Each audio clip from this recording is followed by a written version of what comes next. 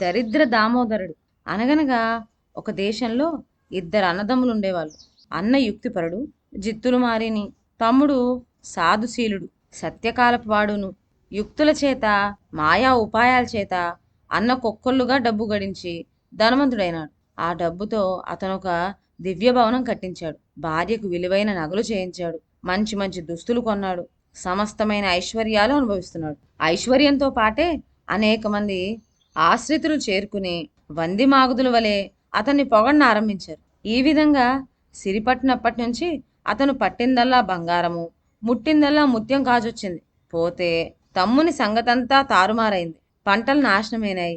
దొమ్మరోగం వచ్చి పశువులు చచ్చినాయి. ఇయ్యవలసిన బాకీలు తప్పలేదు, రావాల్సినవి రాలేదు. అందుచేత అప్పుల వల్ల పీడ మిక్కుటమైంది. ఏదీ కలిసిరాక కాసుకి గతి లేక తాను, భార్య, పిల్లలు కడుపులో కాళ్ళు పెట్టుకొని రోజులకు రోజులు వస్తూ పడుకోవలసి వచ్చింది. ఈ దరిద్ర బాధ పడలేక ఒకనాడు అతని భార్య, మీ అన్నకు బోలెడంత భాగ్యం ఉంది, ఒక్కసారి పోయి మన స్థితిగతులు చెప్పండి, ఏమైనా సాయం చేస్తాడు. ఎవ్వరిని ఏమీ అడగకపోతే ఎలా గడుస్తుంది? అడగంది అమ్మైనా అన్నం పెడుతుందా?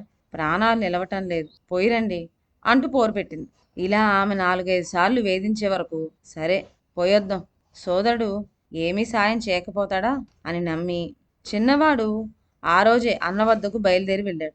అతని గోడంతా విని, చూడు తమ్ముడు, రేపు లేదు, ఎల్లుండి గురువారం నాడు నా పుట్టినరోజు పండగ. మరదల్ని పిల్లలను వెంటబెట్టుకొని నీవు తప్పక రావాలి సుమా అని ఆప్యాయంగా పిలిచాడు అన్నగారు. తమ్ముడు ఎంతో ఆశతో ఇంటికి వచ్చి ఈ సంగతి భార్యతో చెప్పేసరికి ఆమె కూడా సంతోషించింది. గురువారం నాడు అన్నగారు తనకేదో గొప్ప బహుమతి ఇస్తాడు, ఈ దెబ్బతో కుటుంబం దరిద్రం తీరిపోతుంది అని తమ్ముడు లొట్టలు వేస్తున్నాడు. గురువారం తెల్లవారుగట్లే లేచి తమకున్న చింకి బట్టలే వేసుకొని 4 ఆమలు నడిచిపోయి అన్న ఉండే పట్టణం చేరుకున్నారు తమ్ముడు కుటుంబమును. వీళ్ళు పోయేసరికల్లా అన్నగారి భవనం కలకల్లాడిపోతుంది. దేశ దేశాల నుంచి లక్షాధికారులు, కోటీశ్వరులు వచ్చారు విందుకి. ఆ శ్రీమంతులందరూ చక్కా బారులు తీర్చి కుర్చీలో కూర్చున్నారు. వారందరకు మేజాలపైన పలహారాలు, పానీయాలు పొందిగ్గా అమర్చబడి ఉన్నాయి. తినేవాళ్ళు తింటున్నారు, తాగేవాళ్ళు తాగుతున్నారు. పొట్టలు ఉబ్బేటట్టు దట్టించినప్పటికీ మరొక లడ్డు వేయించుకోండి, మరి కొంచెం పాయసం వేయనీయండి అంటూ అన్నగారు ఆ శ్రీమంతులందరినీ ఇంకా బలవంత పెట్టసాగాడు. ఇలా వందల వేల జనం వచ్చి విందారగించి గుర్రుమని తేనిస్తూ తాంబూలాలు సేవించారు. కానీ ఒక్కళ్ళు తమ్ముని వైపు కన్నెత్తి చూడనే లేదు. అందుచేత అందరూ తింటూ ఉంటే అతను కుటుంబం చూస్తూ కూర్చోవటమే కానీ కనమైనా కొరికిన పాపాన పోలేదు. విందు పూర్తి కాగానే బ్రహ్మాండమైన సభ జరిగింది. ఆ సభలో అన్నగారి వైభవాన్ని గురించి, ఐశ్వర్యాన్ని గురించి మెచ్చుకుంటూ శ్రీమంతులందరూ ఉపన్యాసాలు చేశారు, కీర్తనలు పాడారు. విందు పూర్తయింది. ఎవరి దారిన వాళ్ళు సెలవు తీసుకొని ఇళ్లకు బయలుదేరారు. అప్పటి వరకు కూడా అన్న తమ్ముడి వంక చూడనైనా లేదు. తమ్ముడు కుటుంబంతో సహా వచ్చిన సంగతి తనకు తెలియనట్టే అతని ఇంట్లోకి వెళ్ళిపోయాడు. ఇలా అవమానం పొంది తమ్ముడు తన భార్య పిల్లలతో తిరిగి తన ఇంటికి ఒట్టి చేతులతోనే బయలుదేరాడు. దారిలో అతను యథాలాపంగా విందులో పాడిన పాట పాడుతూ నడవసాగాడు. ఎప్పుడైతే అతను పాడటం మొదలు పెట్టాడో మరో గొంతు కూడా అతని పాటతో పాటు కలిసి పాడుతున్నట్టు వినిపించింది. మొదట అతను ఆ పాడుతున్నది తన భార్య ఏమోనని అనుకొని, నీవేనా నాతో కలిపి పాడుతున్నది అని ఆమెను అడిగాడు. నేనేం పాడలేదు, అయినా ఇంత పరాభవం పొంది కూడా పాట పాడేంత సిగ్గుమాలిన దాని కాదు అన్నది. ఇంతలో ఆ ప్రక్కని చెట్లు మరుగులోంచి, నీతో పాటు పాడింది నేనేనయ్యా, నేను దరిద్ర దామోదర్ని, ఎన్నాళ్ళ నుంచో కాచుకుని ఉన్నాను, ఎవరు దొరుకుతారా స్నేహానికి అని. ఇవాళ నువ్వు దొరికావు, నిన్ను వదిలేది లేదు, నన్ను కూడా నీతో తీసుకుపో అని వినిపించింది. ఆ మరుక్షణమే ఒక మరుగుజ్జు వాళ్ళ ఎదుట ప్రత్యక్షమైనాడు. తమ్ముడు, కుటుంబము, దరిద్ర దామోదరుడు కలిసి వాళ్ళ ఇంటికి చేరుకున్నారు. ఇంటికి చేరుకున్న తర్వాత దరిద్ర దామోదరుడు, తమ్ముడు తాగి వచ్చి తందనాలు ఆడుదామా, ఎప్పుడు విచారంగా ఉండడం ఏమిటి, పోదాం పద అని ప్రోత్సహించాడు. నాకు డబ్బు లేదు అన్నాడు తమ్ముడు. డబ్బు లేకపోవడం ఏమిటి, నీ పై మీద చొక్కా ఉండగా మనకేం తక్కువ, అమ్మివేద్దాం పద అంటూ అతను తీసుకుపోయాడు. ఈ విధంగా దరిద్ర దామోదరుని ప్రోద్బలం వల్ల రోజుకొకటి చొప్పున ఇంట్లో ఉండే సరుకు సప్పారా పట్టుకుపోయి అమ్మి తమ్ముడు తాగేసేవాడు. చివరకు తమ్ముని భార్యకు ఒంటి మీద 2 చింకి చీరలు మాత్రమే మిగిలినాయి. నీ భార్యకు 2 చీరలు ఎందుకై, అందులో ఒకటి తీసుకురా అని దరిద్ర దామోదరుడు తమ్ముణ్ణి ఉసికొలుపు తీసుకుపోయినాడు. అది కూడా అమ్ముకొని తాగే వరకు ఇంట్లో ఏమీ మిగలలేదు. తర్వాత దామోదరుని మాయ వల్ల తమ్ముడు పొరుగున ఉండే ఒక ధనికుని వద్దకు పోయి, అయ్యా, మీ బండి ఎద్దులు ఒక్కసారి నాకు ఇప్పియండి, మళ్ళీ రేపు తీసుకువచ్చి అప్పగిస్తాను అని కోరగా ధనికుడు లేదనకుండా ఇచ్చాడు. బండి ఇంటికి రాగానే దరిద్ర దామోదరుడు, తమ్ముడు, ఇక్కడికి తూర్పు దిక్కున 4 ఆమడ దూరంలో తాటితో పక్కన ఉండే నల్లపాషాణం ఎరుగుదువా అని అడిగాడు. ఓస్, నాకేమిటి నల్లపాషాణం తెలియకపోవడం ఏమిటి అంటూ సగర్వంగా ఎదురు ప్రశ్న వేశాడు తమ్ముడు. మరైతే బండి అక్కడికి తోలుకు పదా అన్నాడు దామోదరు. దామోదరుని మహిమ వల్ల తమ్ముడు ఆ బ్రహ్మాండమైన నల్లపాషాణం ఎత్తేటప్పటికి ఒక రంధ్రం అగుపించింది. ఆ రంధ్రం ద్వారా పోయి తలతల్లాడే బంగారపు ముక్కలు, మెలిమిలా మెరిసే నవరత్నాలు ఒక్కటి వదిలిపెట్టకుండా పట్టుకు వచ్చి బండిలో ఎక్కించుకున్నాడు దామోదరుడు. అతను చెప్పినట్టల్లా శ్రమపడి చేస్తూనే ఉన్నాడు తమ్ముడు మంచి మనసుతో.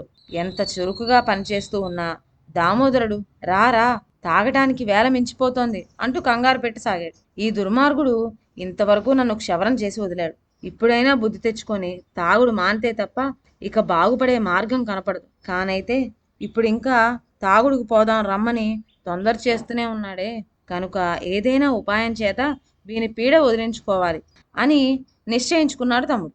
ఈ ఉద్దేశంతో అతని దరిద్ర దామోదరునితో, ఓయ్ అన్నా, ఇంత కష్టపడి వచ్చి ధనం వదిలేస్తే సార్థకమేమున్నది? నీవు పోయి ఒక్కటి మిగలకుండా ఒకసారి చూచిరా అనే వరకు దామోదరుడు గోతిలోకి జర్రును జారాడు. వెంటనే తమ్ముడు టపీమని నల్లపాషాణం దొర్లించి రంధ్రం మూసివేశాడు. చేసేది లేక దామోదరుడు దేవుడా అంటూ గోతిలో కప్పబడిపోయాడు. దరిద్ర దామోదరుని బిలంలో బంధించి వేశాక తమ్ముడు బంగారము నవరత్నాలు నింపుకున్న బండితో ఇల్లు చేరుకున్నాడు. బదులు తెచ్చిన బండి ఎద్దుల ధనికునికి ఇచ్చేశాడు. రాజుగారి కోటను మించిన ఒక సుందరమైన భవనం కట్టించుకున్నాడు. భార్యకు కోరిన నగలు చేయించాడు. పాడి పంటలకు సిరి సంపదలకు కాస్తంతైనా లోటు లేకుండా అన్నకంటే ఎక్కువ వైభవంతో వెలిగిపోతున్నాడు. ఇలా ఉండగా తమ్ముని పుట్టినరోజు వచ్చింది. మునుపంటే దరిద్రుడు గనక ఇంట్లో కథా కార్యం తలపెట్టడానికి తాహత లేకపోయింది. కానీ ఇప్పుడు అతనికి ఏం లోటు? అతను తలుచుకుంటే కొండ మీద కోతి దిగివస్తుందన్నమాట. అందుచేత అన్నగారి వల్లనే తను కూడా పుట్టినరోజు పండుగ చేసుకోవాలని కుతూహలం కలిగింది తమ్మునికి. తమ్ముడు వెళ్ళి అందరితో పాటు అన్నగారిని కుటుంబాన్ని ఫలానా రోజున రమ్మని పిలిచాడు. అమిత ఆశ్చర్యంతో అన్న ఆ రోజున బయలుదేరి వెళ్లే వరకు మామూలు చోట తమ్ముని పూర గుడిసె కనపడలేదు. అతన్ని గురించి బొగటా చేయగా ఆ ఊరివారు తమ్ముడుండే దివ్య భవనానికి దారి చూపించారు. తనను మించిన తమ్ముని ఐశ్వర్యం చూచి అన్నగారు కుటుంబము, అవురా, ఇంతలో వీడికి ఇంత సిరి ఎలా పట్టింది అని ముక్కు మీద వేలు వేసుకున్నారు. ఆ రోజున తమ్ముని ఇంటికి దేశ దేశాల నుంచి అతిథులు వచ్చారు. అపూర్వమైన విందు జరిగింది. తమ్ముని కీర్తి మోగిపోయింది. ఇదంతా చూడగా అన్నగారికి పట్టరా అని అసూయ బయలుదేరింది. అతను ఎలాగో సాయంత్రం వరకు ఉండి అందరూ వెళ్ళిపోయిన తర్వాత తమ్ముని అనేక విధాలా పొగిడి, ఈ సంపదంతా ఎలా వచ్చింది తమ్ముడు అని ఆత్రంతో అడిగాడు. తమ్ముడు తనను దరిద్ర దామోదరుడు ఆవహించటం, తాటితోప దగ్గర నల్లపాషాణం కింద ఉన్న ధనం తన బండిలో వేయించటం మొదలైన సంగతులన్నీ మాయామర్మం లేకుండా పూసగుచ్చినట్టు చెప్పాడు. ఈ రహస్యం తెలియగానే అన్న ఒక్క క్షణమైనా నిలవక, సరే ఉండు, నీ పని పట్టిస్తాను, నాకంటే ఎక్కువ సిరితో తొలతోగడం ఏమిటో చూస్తాను అని మనసులో అనుకొని తమ్ముడి దగ్గర సెలవు తీసుకొని తిరిగి ఇంటికి చేరుకున్నాడు. నల్లపాషాణం కింద ధనం ఉన్నట్టు తెలుసుకున్న అన్నగారు మర్నాడు ఉదయమే బయలుదేరి తాటితోప వద్దకు చేరుకొని మెల్లగా పాషాణం ఎత్తి నిజమో కాదోనని తొంగి చూడబోయినాడు. ఎంత ప్రయత్నించినా దాన్ని ఎత్తడానికి అతని వల్ల కాలేదు. కానీ కొంచెం తెరిచేసరికల్లా ఉగ్రుడై ఉన్న దరిద్ర దామోదరుడు ఆ సందులో నుంచి చేయి దూర్చి అతని పీక పట్టుకొని నులిం వేజొచ్చాడు. అప్పుడు అన్న ఉక్కిరి బిక్కిరి అయిపోయి, దామోదరా దామోదరా, నేనెవరిని అనుకుంటున్నావు? నిన్ను ఈ గండిలో బంధించినవాడు నా తమ్ముడు, కానీ నేను కాదు సుమా. ఇద్దరము ఒకే పోలిగా ఉండటం చేత నన్ను చూసి వాడే అనుకుంటున్నావు కాబోలు. నన్ను విడిచిపెట్టి వేసేయి అంటూ గోరపెట్టాడు. పోవై మోసగాడ, ఇదివరకు చేసిన చాలక ఇంకా ఇప్పుడు కూడా దగా చేయడానికి వచ్చావా? నీ దొంగ మాటలు ఎవరు నమ్ముతారనుకున్నావు అని గద్దించాడు దరిద్ర దామోదరుడు. నిజానికి నేనిప్పుడు నిన్ను ఈ బంధం నుంచి విడిపించడానికే వచ్చాను, నా మాట నమ్ము దామోదరా అని కాళ్ళా వేళ్ళ పడే వరకు దామోదరుడు సరే పద ఇంటికి పోదాం అంటూ అతని జుట్టు కళ్ళెంగా పట్టుకొని భుజాల మీద ఎక్కి కూర్చొని ఇంటికి చేరుకున్నాడు. ఇంటికి వెళ్ళినప్పటి నుంచి దరిద్ర దామోదరుడు తన మామూలు మాయలను అన్నపైన ప్రయోగించి అతనికి తాగుడు మప్పి తమ్ముని వల్లనే ఫకీరు చేసి వదిలాడు. తను ఇంత దరిద్ర స్థితికి వచ్చిన దామోదరుని పీడా వదిలే మార్గం కనపడలేదు. అప్పుడు తన అన్న దాగుడు మూతలాడుకుందామని ఆశపెట్టి మెల్లగా ఒక బండి చక్రపు కాలిలో వాడు ఇరుక్కునేటట్టు యుక్తి చేసి మళ్ళీ ఎన్నడూ యువతలు రాలేకుండా కొయ్యలు బిగించి బంధించి వేశాడు. అంతేకాదు ఆ చక్రాన్నతను దేవుడంటూ మోసుకుపోయి దూరాన ఉండే ఒక నదిలో వదిలిపెట్టాడు. ఆ చక్రం నది మీద అలా అలా కొట్టుకుపోయి నడి సముద్రం చేరుకున్నది. సముద్రంలో తేలి ఆడుతూ ఉన్న ఆ బండి చక్రాన్ని అలా ఉండనిస్తే బాగుండిపోను. దరిద్ర దామోదరుడికి తిండి తిప్పల్లేక పస్తుండి చచ్చిపోతే ప్రపంచానికి వాడి పీడ బెరగడైపోను. కానీ ఎవడో రాముడు ఒకనాడు ఆ చక్రం చూచాడట. తేరగా దొరికింది కదా అని తలచి శ్రమపడి దాన్ని ఒడ్డుకి లాక్కొని వచ్చి అన్న దిగగొట్టిన శీలలు విడగొట్టే వరకు దరిద్ర దామోదరుడు మళ్ళీ భూలోకంలో ప్రవేశించి ఇష్టం వచ్చినట్టు ప్రజలందరినీ పీడిస్తున్నాడు. ఇదండి ఇవాల్టి కథ.